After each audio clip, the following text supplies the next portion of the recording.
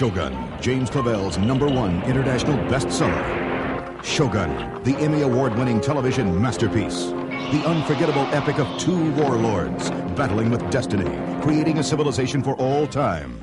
The honor and the horror, the power and the passion, the beauty and the tragedy.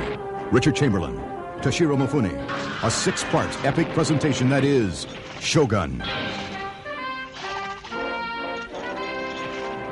Hello and welcome to episode 82 of the Pure Tokyoscope Podcast. I am Patrick Macias, the author of the new book, Mondo Tokyo. And I'm Matt Alt, the author of Pure Invention, How Japan Made the Modern World. 82. Sounds like the 80s, does it not? We are in our 80s, Matt. We're well into our 80s now. It was 40 years ago today. Megaforce taught the band to play. What came out in 82? Tron came out in 82. Blade Runner, Megaforce. Did Beastmaster come out in 1982? It was a very good year, as they like to say. It was. Anime-wise, I think did we get like Gundam 2 or like Gundam 3? I can't remember. There was some animus. I think My Youth in Arcadia was 82. Macross started playing on TV in 82. Yes. Govarian? When did Govarian come out? That has to be around. God, if I knew that off the top of my head, just kill me. Just shoot me if I knew that. If I knew that off the top of my head. I don't, thank God. I have some standards than like Z-grade, Mazinger Z, re-clone, re-skins, whatever Govarian was. No offense, Master Gonagai. We love you. We love you to death. But the most important thing about the 80s, scientists, anthropologists, and historians agree, is that in 1980, the miniseries Shogun came out. Isn't that correct? It was a television event, Matt. And I guess at that time, I was about 7 years old. By granny, I watched the whole thing on TV. It might have been a little bit unsuitable for my age, but you have to remember that back then, I had already been through Roots in 1977, which was kind of like one of the first big epic miniseries on TV that really kind of pushed the boundaries of what was possible on network television. I actually rewatched Roots recently, and I forgot that Mike Brady owned slaves. I forgot that Commander Adama from Battlestar Galactica owned slaves.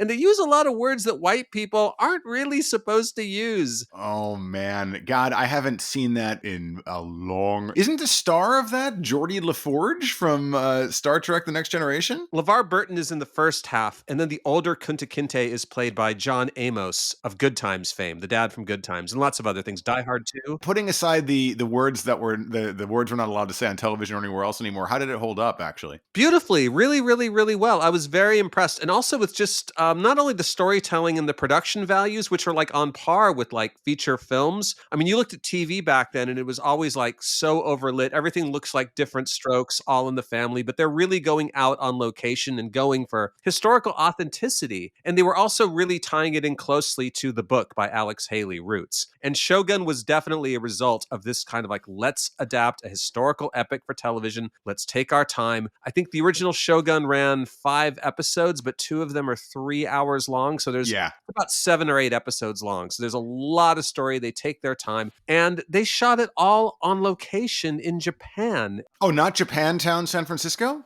And they shot it with the help of Toho Studios in Japan. So it has a very high quality, glossy production value, which we'll kind of talk about later in comparison to the new one. And the reason that we're talking about this is because a new, a reboot, or a retelling, it's not a reboot, but Shogun's back, baby. In 2024, a brand new production has come out that tells the same story as the book, but with obviously, thank God, a lot of CG. Actually, it's not too bad. The CG, we'll get to that. But this episode, I really want to talk about Shogun because it's important on so many levels. It's interesting historical fiction. It's a huge Japan US crossover. It's an entertainment crossover. It was a sensation. And I think it really did a huge job in the 80s. I was only, the first miniseries came out in 1980. And I was I must have been 6 or 7 years old. And I remember my parents watching it and not having much of an interest because the Shogun Warriors didn't appear in it. Or should I say the real Shogun Warriors appeared in it.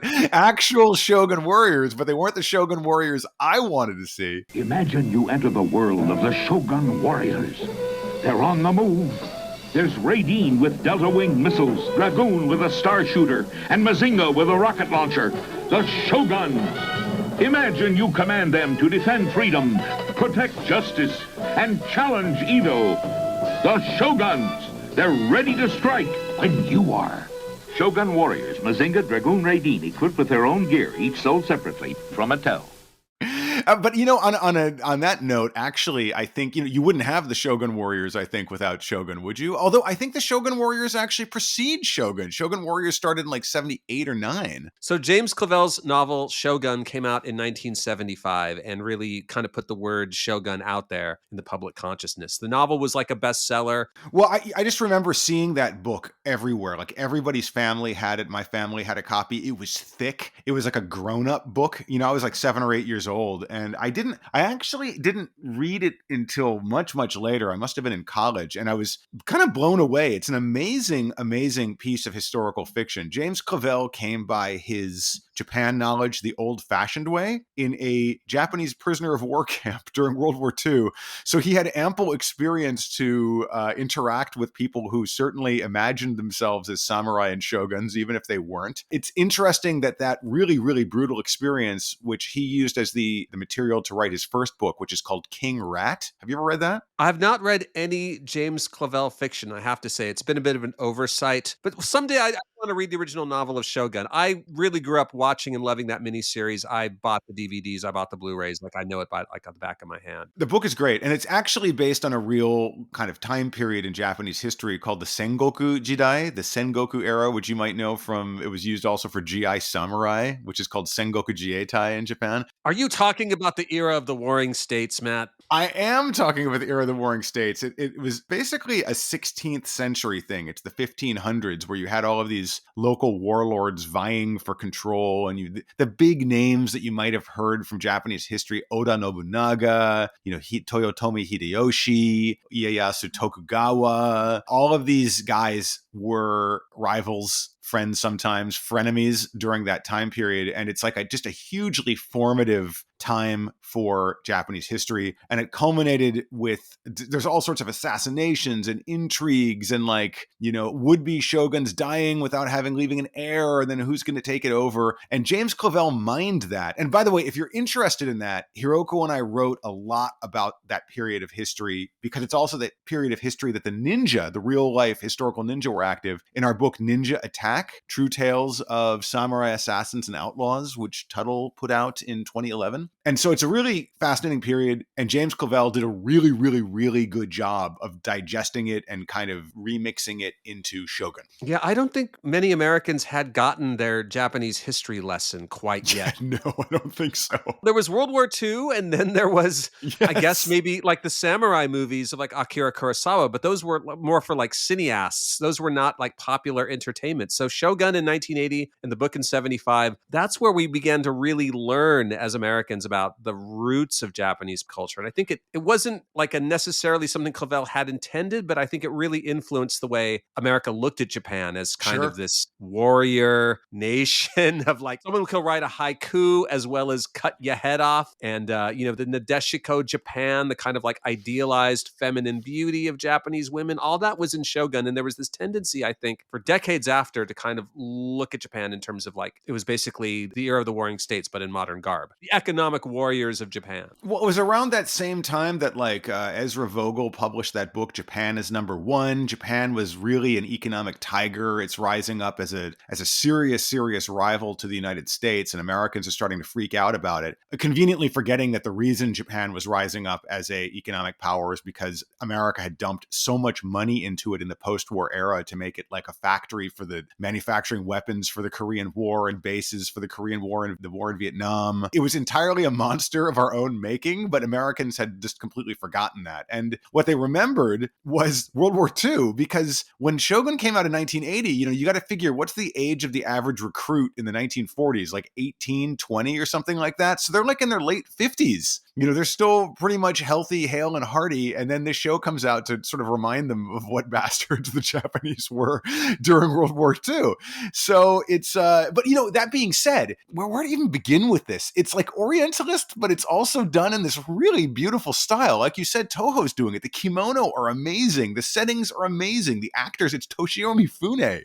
It's amazing. It's not all Planet of the Apes with like a stranger in a strange land getting his ass kicked the whole time. No, I mean like John Blackthorne goes through Japanese society from like high to low. And then along that process, I guess in the original version of the book, like, I mean, you learn about Japanese culture. It had an educational aspect to it that made it something more than just like an adventure. And also the thing that really blew my mind and everyone's mind about the original miniseries is that Japanese people speak unsubtitled Japanese. Yes. And that was a deal, is like you experience the sense of being like a complete outsider as much as Blackthorne does. And you have to like learn along with him how to say hello, how to bow, how to say wakarimasen, and all those kinds of things in those situations. And you also get to fall in love with a beautiful geisha. No, it's true. It's true. There's a lot of cheesy things that didn't age well about the 1980s Shogun, but one of the things that's really, really cool, and I only realized it when I did a rewatch of it in anticipation of this episode of Pure Tokyoscope, is that like they do the localization, translation, interpretation in a really interesting way, which is that they'll have a back and forth at the very beginning of the scene, and then they'll cut out the interpretation. They'll just have Toranaga, Mifune's character, speaking to Blackthorne, and they'll just be doing back and forth, one in Japanese, one in English, with like really little in the way of, if you've ever sat through simultaneous interpretation, let alone consecutive. At an anime convention, when like Yoshiyuki Tomino's up on stage, like when you ask him, where is my next Gundam? And he smashes a model and says, here's your next Gundam. Up against the side of your head, like that guy who smashed the ashtray against the woman's head in, Violent Cop, was it? You know, it's interesting you brought up Roots, because this was a time period in American history that was not very open to the viewpoints of non-white people. I think you could make a pretty strong argument for.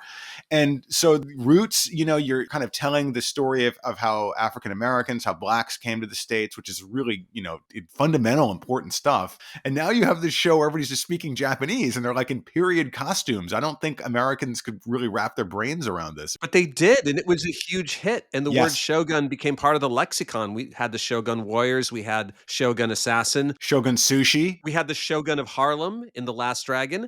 Shogun of Harlem. And, you know, I'd forgotten how much of the original Shogun takes place in a steakhouse in North Alabama.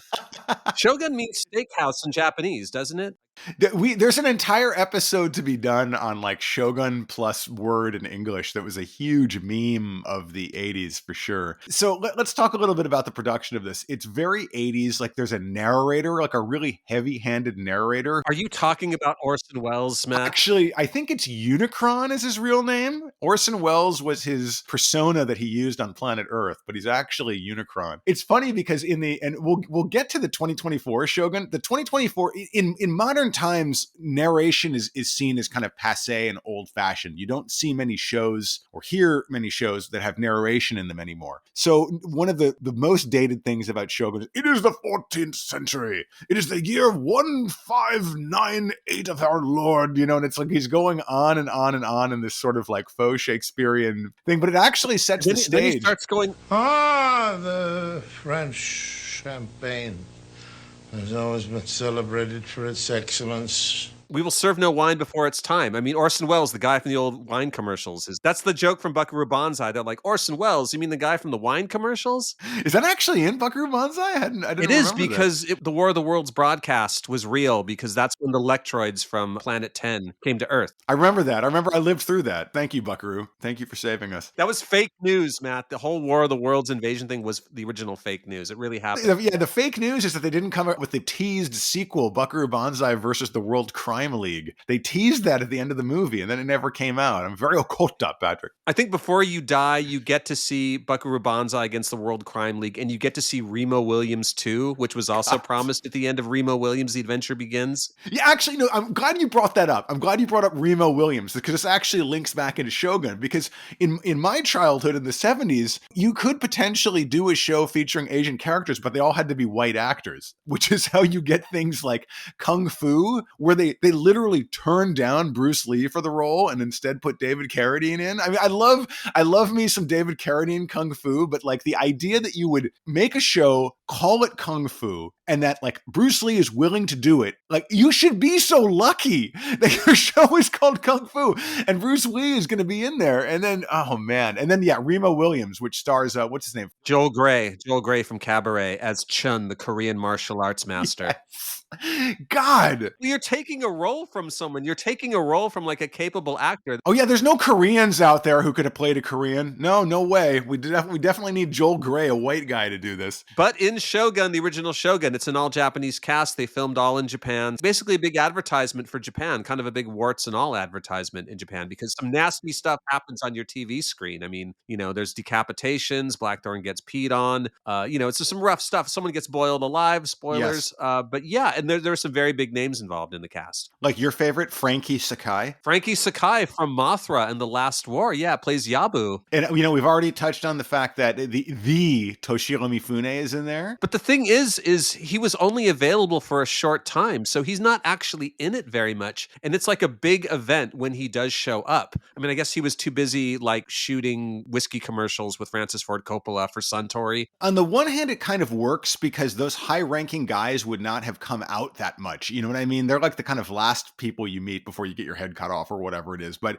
one of the things I noticed about 1980 Shogun versus 2024 Shogun is that in the 1980 version, somehow, even though it's set in Japan, the Japanese people are kind of side stories to the drama that's going on with Blackthorn and all of the Jesuits and all of that stuff. Like every time the Japanese say something, it cuts back to this kind of pained reaction shot of Richard Chamberlain. Yeah, you don't like John Rhys Davies, Matt? What's wrong with it's well cast. It's well cast, but it's very much, even though it's set in Japan, it's very much the foreign people's show. It's the Blackthorn show. We'll talk about this a little bit more when we get to 2024 Shogun, but the 2024 Shogun, the foreign people are very much the side characters. It's like all Japanese people all the time. And it's like 1598 Osaka. I mean, there's like probably 5 foreign people in the entire country. That is really interesting, where they're giving kind of like, what's the word? The foreign gaze or the Japanese gaze. 1980 Shogun is very foreign gaze, and 2024 is very Japanese gaze. Do you want to get into the new one? Is it time? Are you ready, Matt, to switch the dial 40 years into the future and go to Shogun 2024? What kind of man wields power in a land like this?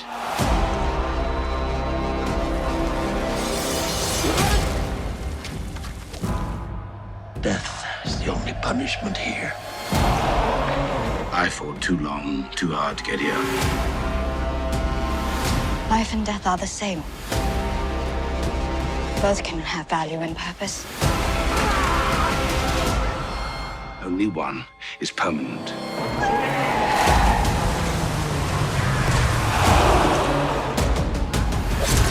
Decision. Yominus.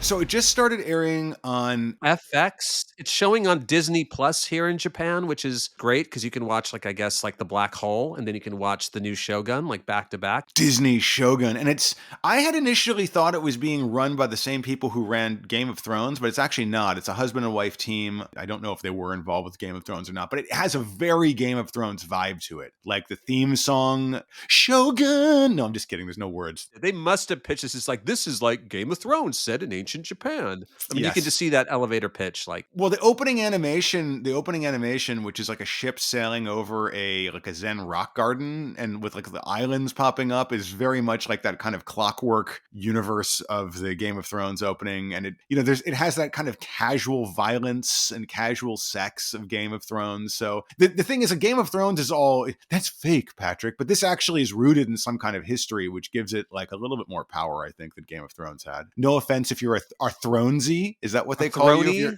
throny? My Little Throny? Is that what they call you? So I got to come out and say, Matt, I am enjoying the new one. I'm a professional hater. You can monetize your hate for things like Star Wars, and I'm enjoying this. I'm Yeah. kind of shocked at myself. I have nothing really negative to say. I mean, I do feel it's really interesting to see what they've done differently and how much things have changed since 1980 in terms of telling the story. It's both to me bigger and smaller than it was back in the old days. Would you call yourself a shogi? Is that is that what a fan of this is? As Chuck D says, impeach the president, pulling out my ray gun, zap the next one. I could be your Shogun, Matt.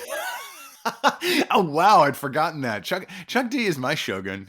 He's one of them anyway. On a very serious note, because we get serious, Patrick. Prestige television is very serious. We have to try to cash in on this whole Shogun thing while it's still hot. And that's pretty serious. Well, prestige television is what passes for religion in the 21st century, so it is actually pretty important. No, all jokes, puns, jesting, joshing aside, I love it. I think it's absolutely amazing. And this actually kind of scares me for the show, because if I like something this much, it's appealing to something that probably doesn't appeal to the average American very much, because I'm very much not the average American in terms of tastes or anything else. I don't know what the ratings are like, but so far the critics are raving, saying it's really great. So I think you're in good company, at least in terms of that whole Rotten Tomatoes audience critic score. The ironic thing is that although it is arguably more, I don't know, realistically filmed, tastefully done, it's actually being filmed in Vancouver or something, not in Japan. The one thing that critics are pointing out is that when they're adventuring through forest, it's so obviously the Pacific Northwest and not Japan. But you know what? That's fine. You know, tax credits, there's all sorts of reasons to film there and all sorts of reasons not to film in Japan. It's magic, you know, and I think the new one has a much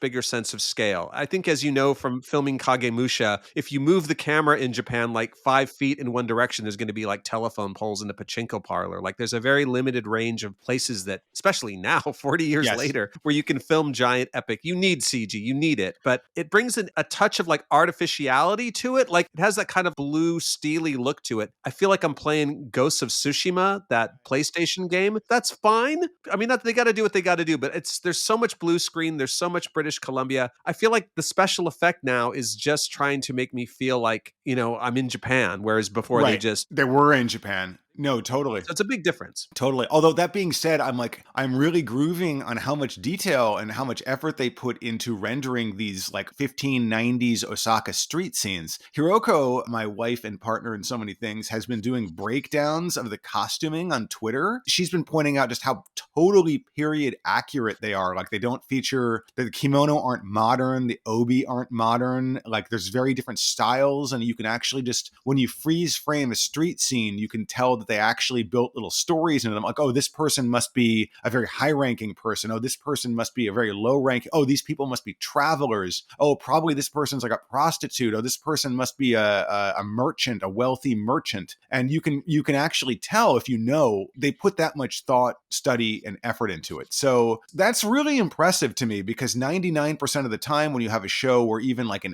part of it is set in Japan, it gets this Western plastic fantastic thing going on. Like Westworld had this problem, even though it starred a lot of really heavy-hitting actors, including Hiroyuki Sanada, who's the star of Shogun. He's also the producer of Shogun. He's gone on interviews saying like authenticity, it had to represent Japanese culture. All those things had to be correct in order for him to even sign on. But I think that's actually right there, that's key. So there's a lot of memoirs and articles and things have been written about the 1980s Shogun, and one of the big issues they had was that there wasn't a lot of good communication between the American production teams and the Japanese people they hired. And it was really obvious that whenever a decision had to be made, that they would defer to basically, it sounds like James Clavell, who is not some babe in the woods. He'd spent a lot of time in Japan, but among Japanese, he hadn't actually spent a lot of time in Japan. He was a prisoner of war in Singapore. So, you know, when you're deferring to this guy who admittedly wrote the book, he wrote the book Shogun that it's based on. He did his research. He's a very smart guy. He has a lot of taste and talent, but they're deferring to a white guy about decisions about how people were dressed or how they might act. Whereas now, it sounds like Hiroyuki Sanada, he's not an executive producer. He's a producer who actually has decision-making authority and would dictate the way that, people would talk or dress or act or they'd be set. But this is really key. This is one thing I want to make really clear. This doesn't necessarily make 2024 Shogun more accurate. What it makes it is more from the Japanese gaze. It makes it more of a Japanese fantasy of what the Warring States era was. Because if you actually did everything like it really was back in the Warring States era, you'd have people with like blacked out teeth, like they don't kneel or sit the way they do now. Like they had this different kind of crouch, and it would look really odd to our eyes. There's all sorts of things that if you did it exactly like it was, kind of like Bob Guccione did with Caligula, the most accurate portrayal of ancient Rome ever made. If you'd ever done it that way, it would be kind of like off-putting. So Sanada following conventions that the Japanese would do, which makes it like one of the most accurate Jidaigeki period dramas I've ever seen on American TV. Sanada starred in Ninja Wars, which is, pretty much like the most accurate. Duke Sanada, Roaring Fire, Shiro from Message from Space, San Kyukai. I mean, he's like royalty in my eyes. I love Duke Sanada. Okay, I love this guy. I don't know if he's right for the role of Toranaga, which is terrible because he's a great actor. Yes. But compared to Toshiro Mifune, I mean, Duke Sanada is like kind of a physically small guy. He's about 5'5", and he's great in action scenes. I don't know if he can fill that armor, Matt. I don't know if he can put. Well, he's no Tomisaburo Wakayama, but then again, who is? But then again, who does? Allow me to retort one other thing. Hiroko pointed this out to me. I'll give credit where credit's due. In the 70s, if you were an Asian actor who came to the States, you had to take an American name. His name is Hiroyuki Sanada, but like in the 70s, he was billed as Duke Sanada, just like Shinichi Chiba is Sonny Chiba. And now he's Hiroyuki Sanada. I don't think many people remember him as Duke. Why do you have to take a foreign person's name? You're a Japanese person or whatever your ethnicity is. So New Line Cinema renamed Shinichi Chiba as Sonny Chiba, and New Line Cinema also released Roaring Fire and renamed Hiroyuki Sanada Duke Sanada. The grace of Bruce Lee, the speed of Sonny Chiba, the force of Chuck Norris. He floats like a butterfly and stings like a killer bee. See Duke Sanada, the total destroyer, challenge the deadliest enemy of all. Duke Sanada is Roaring Fire, rated R. Sanada was a protege of Sonny Chiba, and there was also Sue Shihomi, right? Etsuko Shihomi was renamed Sue Shihomi for Sister Street Fighter. I haven't been so insulted since Bally Midway renamed Puckman Pac-Man. Duke Sanada, Hiroyuki Sanada, he's got action in his, blood and veins. And in some of the episodes so far, he's done some kind of buddy cop stuff with Blackthorn, which is fun. They've done some action stuff, but I don't think he's going to go full Ninja Wars. I mean, I hope he does. No, because he wouldn't. When you were like a high-ranking daimyo, you were surrounded by warriors. You're not the guy who does the war yourself, unless you're kind of sitting out there surrounded by those pennants, like calling out orders. Like you're not the guy who's actually waging war at that point any more than like the president of the United States is rushing into the breach, and firing off, rounds out of his 45 when we're doing some action and wherever. The thing I really am liking about 2024 is that they're actually using Blackthorn as a almost comic relief, not in a slapstick, drifters kind of way, but he's funny. He's actually, the stuff that he does is funny in a very contextualized way. Like, I don't know, accidentally sticking his arm through a shoji screen. And it's not a joke about shoji. Normally it's like, oh, Japanese and their paper walls. And then Homer Simpson walks through it. It's like showing how little he knows about Japan, that he can't even open a door without breaking it. So can we talk about this actor a little bit? Cosmo Jones. Is that his birth name? I think I bought a nickel bag of weed from a guy named Cosmo Jones when I was in junior high school. So I'm glad to see his career has progressed beyond that. He looks like Aragorn in the first episode from Lord of the Rings, and then they shave him and he looks like a buff Seth Rogen. He looks like a Tatum Channing that's been, abused a little bit more. He's rough looking. He has to be. He's been punched around in the show a lot. So his superpower is his voice. He speaks like Richard Burton. Like he's so theatrical. Yeah. And he has to do a lot of work at the beginning because they don't have the narrator anymore. So some of the dialogue is like, Matthew, we have been doing the PURE TOKYOSCOPE podcast for almost 2 years now, and yet in that time, we have never done the Shakey's episode. Yes. So he's playing it with like this really strong theatrical bent, which I like a lot because he kind of looks to me like Magic Mike. I think he's great. He's doing a good job. It's very 16th century. You know, you got the guys with those kind of ruffled collars. You have the Jesuits. You have him, and they're all, you know, projecting in that very. It's not, they're not speaking in iambic pentameter, but you're right. They have that kind of projection to them. It's interesting because Cosmo. Can I call you that by your first name? Cosmo and I go way back. I first knew him from a Ridley Scott produced series called Raised by Wolves, which was a short-lived. It was really awesome in its early episodes, and then got really rapidly whack. But he played this kind of crazed scientist who was sending people into space, and he was good on that. But I never would have expected him to be thrown into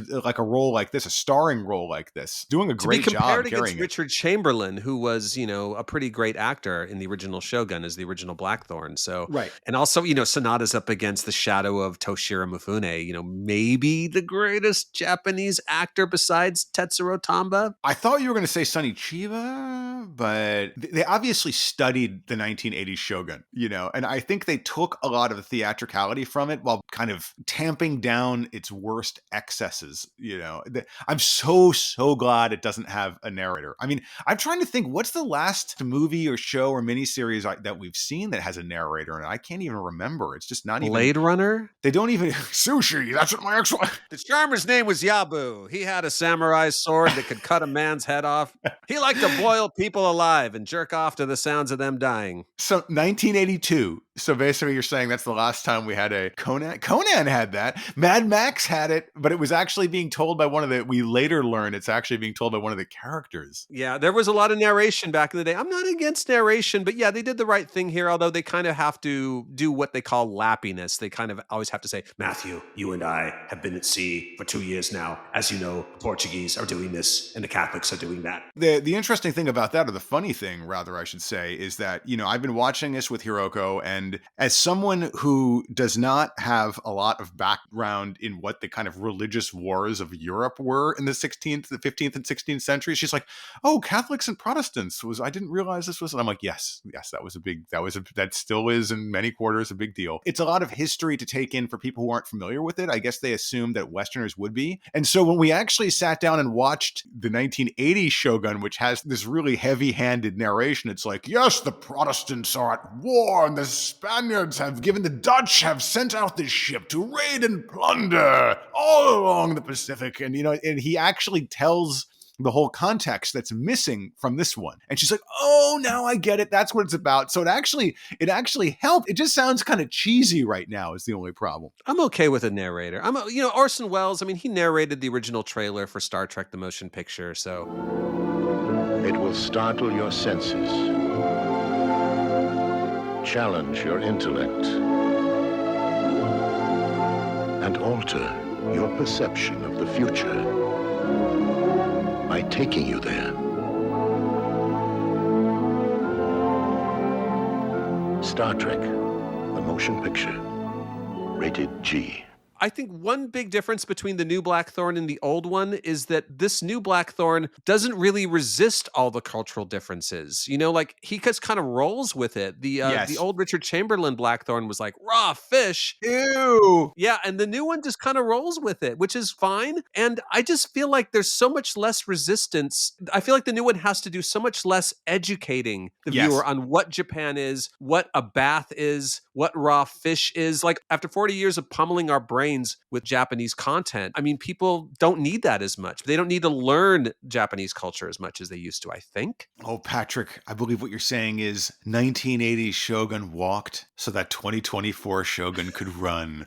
Is that what you're saying? It's true, though. I mean, it's somebody who's been kind of living under a rock the past couple of decades who doesn't know what sashimi is or something like that. And I think actually if you played those scenes in the same way now, they would, especially among younger viewers, kind of make them think that you were condescending or making fun of the of Japanese culture when I'm sure they were in 1980, like, ew, raw fish. But can you imagine like how bad people were in the 80s? Can you imagine how much worse they were in like 1598? They would have just been completely, there's no sense of coexistence. There's no sense of like, you know, cultural exchanges back then, unless you have like a musket tucked into your suspenders or whatever it is. So if anything, you know, they've definitely played it down. The 2024 Blackthorn is very much a 2024 Blackthorn and not a 16, you know, or a 1598 one, but he's very much a man of our era and not one of the 1500s. But what can you do? What can you do? It's like it's a modern show, and I think it works great. We're only a few episodes in. I mean, I think the real test is going to be, can they pull off the forbidden love affair between Mariko and Blackthorn in this new version? What is the actress's name again? She's doing a great job. It almost makes me forgive her for starring in Godzilla Monarch, the legendary. Never forgive, Matt. Never forget, never forgive. No, I can forgive, but I will never forget. Maybe that's what I wanted to say a few words about her. She looks so young. I think it's because she has like the hime cut, which is like kind of trendy in Japan now among young girls to have their hair cut like that. Whereas the original Mariko from 1980, Yoko Shimada, like feels much older, feels like fully developed into womanhood. She was 27 when they shot the 1980 Shogun, and the new Mariko is like 31 years old, but to me, she feels much younger. Anna Sawai, right? Anna Sawai. And she's also physically tiny. Anytime she's in a frame, it's like Dorf on Golf. It's like she's on her knees. I don't know. I mean, I think Yoko Shimada had more presence. I don't know what to say. I don't know. I just, again, Patrick, there were some things about her performance I liked and some I didn't like. No, I actually like her. I don't want to sound like Napoleon in Time Bandits, but yeah, Sonata's kind of small. Anna Sawai, Mariko's kind of small. Not one of them under 5'6". What kind of theater are you running, huh? No. The more of the funny show. The little puppets hitting each other. That's what I like. Little things hitting each other. Have you seen like old suits of Japanese armor? Japanese people were tiny back then. They actually were small. So it's like that to me feels like less of a, you know, although I've read it's in her contract that she is not taking her clothes off, unlike the Mariko of the 1980. I know. Yoko Shimada did. And there's that whole bath scene with her and Richard Chamberlain in it. That's probably as responsible as much as anything for getting Americans to think that like Japanese bathing rituals are somehow sexual in nature. Oh, and also picking up the book Making Out in Japanese. Does Mariko hand Blackthorn a copy of Making Out in Japanese at some point? She's like, here, check this out. So much of this adaptation is going to rely on that love story. That's kind of the dramatic cherry in the top here. I thought you were going to say it hinges on the ninja battles, because this is Shogun 1980 is actually one of the earlier examples of ninja being introduced into American pop culture. Pre-American ninja, Patrick. Post, however, You Only Live Twice, which is, as far as I'm aware, the very first Western movie to feature ninja in it. And also The Killer Elite by Sam Peckinpah, which has like ninjas like attacking James Caan like on the Sacramento River. Is that real? I was going to say Anna Sawai's got her start in, I'm quoting this from the internet, James McTeague's 2009 neo-noir martial arts film Ninja Assassin. One of your favorites, I'm sure. I missed that one. My favorite performance so far, Tadanobu Asano as Yabu. Matt, if I was casting this thing, I mean, as much as I love Duke Sonata, I would make Asano Toranaga. He's just got the presence. He's got the physicality. He's my favorite actor in this performance so far. No, he's great. But how much of it is it because he's your favorite actor because his role was just so well written? Like he's so great as this smarmy, venal, like asshole of a samurai. He's so great at it. It actually really rehabilitated my image of Asano as an actor, because in recent years I've just been seeing him playing these minor roles in crappy, Marvel hero movies, and I'm just no offense, okay? Like I honestly Matt, you didn't like him in Thor: The Dark World? Honestly, like his dialogue is unintelligible. Like no offense, I know how difficult it is to speak another language, but like he's just not really great at delivering dialogue in English. And seeing him back in Japanese in this role made me realize realize just what an amazing and versatile actor he is. Man, please, if delivering lines in English isn't your thing, that's cool. Like, stick to Japanese, because you are amazing in this role. You are absolutely great. I would have had him as Toranaga. I'm a big Asano fan. There used to be a wax statue of him in his Ichi the Killer mode at Tokyo Tower, at the Tokyo Tower Wax Museum. I don't know where it is now, but I'm going to drop some of those pics into Substack. And there's also a pic of me with him. We hung out one night together with Riki Takeuchi in Shibuya, post Tokyoscope with Takashi Miike. So no, you can't tease. What was that like? What happened? We rolled into this joint with Miike, and everyone's like, "Oh, Miike!" And then like half an hour later, Riki Takeuchi shows up, and everyone's like, "Whoa, Riki Takeuchi!" And then half an hour later, Asano shows up, and everyone's like, "Whoa, Asano!" And it was great. It was was this in Golden Guy? It was in Shibuya. There were more stars than there were in the heavens, Matt. Yeah, apparently. I mean, where's this? Was it Mandarake? Where were you guys drinking? Was it Mandarake It was a after setup. hours? I don't know. It was a setup. So, like, did somebody like bust through the wall and start machine gunning all of you? Just set up. One of the things I like about both of these shoguns is like how many. It's like they're constantly pressing Blackthorn. Are you a kaizoku? Are you a pirate? And he's like, no. And then like it keeps like little bits of information come up. Well, they were like plundering and destroying like any ship or any Portuguese or Spanish thing they came across. And it's like, yeah, but that wasn't like piracy.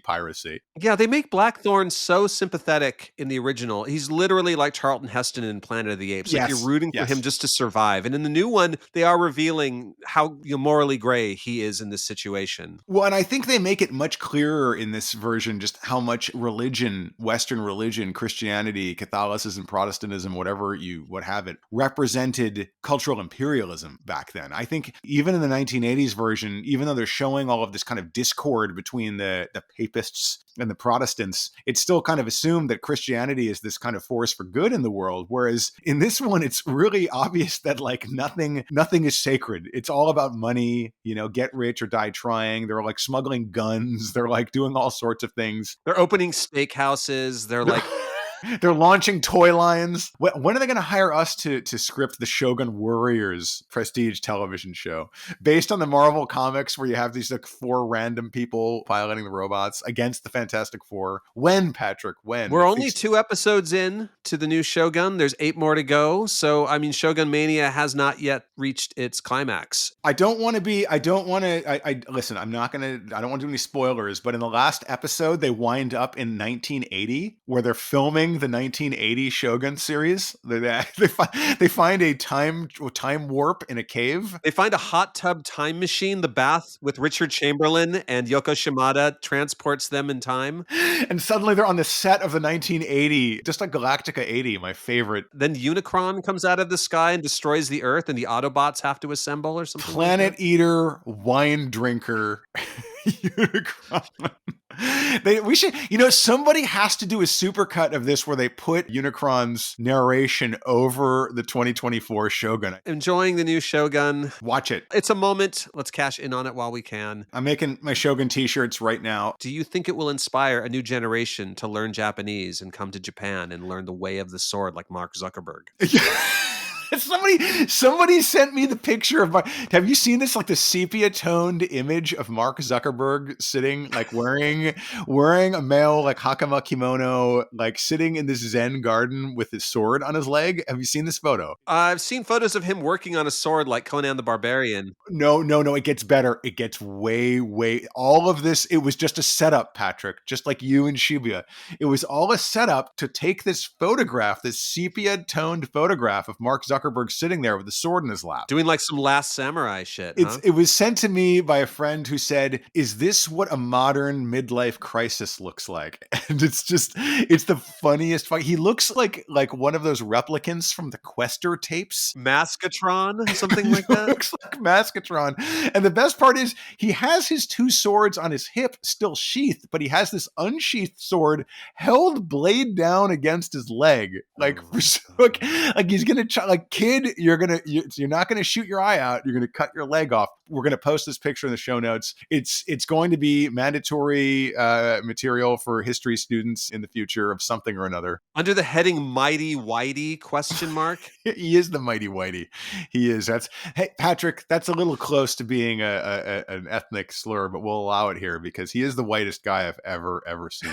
He's 100%. We shouldn't be making fun of people who have enough money to crush us like bugs. Like, he is our Toranaga. He has the power to throw us in the brig and like pour like rotten fish on us. Was it rotten fish? It was like the weirdest torture in the first episode of Shogun. Is it torture? Were they feeding them? I don't know. I mean, Mark Zuckerberg, the day after he made his samurai sword, he went to McDonald's. So maybe like in our scenario, he would pour like, I don't know, McNuggets or something like that on us. Liquid McNuggets. It's like, it's steel over polyalloy. What is it? I don't know what chicken McNuggets are made of anymore. Oh no, now I have to like wash the dishes and mop the floors at the Shogun Steakhouse for penance, Matt. Yes, you do. The cooks are very entertaining as well as very personable. The prices are great. I've eaten here 14 times and it's really exciting. I love the food. I've never been entertained and served such good food at one time. I'm really enjoying the atmosphere here. The other people at the table make it so much fun. I've never eaten here before, but it is really great and I really enjoy it. It's very entertaining. The portions are huge. You never leave hungry. North Alabama's choice for fine Japanese cuisine, Shogun Japanese Steakhouse on University Drive. Well, thanks for listening. Thanks for joining us in the era of warring states. Patrick and I are the two last people standing. Matthew, as you know, it is the year 2024. Mandarake has more tourists than ever. Shakey's is but a dream of a dream. The Shogun of Harlem remains in power, and the Shogun warriors Raideen, Great Mazinger. I don't know where I'm going. Get back to mopping floors in the Shogun Steakhouse, Patrick. Sorry, I was hallucinating. I thought it was 1980. I thought it was 2004. I don't know. You're like an AI hallucinating. Can we trust you anymore? Or are you? I thought I was back in Los Angeles 2019 or something like that. I don't know. Never fake news on Pure Tokyoscope. It's always, this is as real as it gets. And stay tuned, because I guarantee you there's another episode coming up in the very near future. Thank you for listening. Thanks for listening. See you next time. Bye.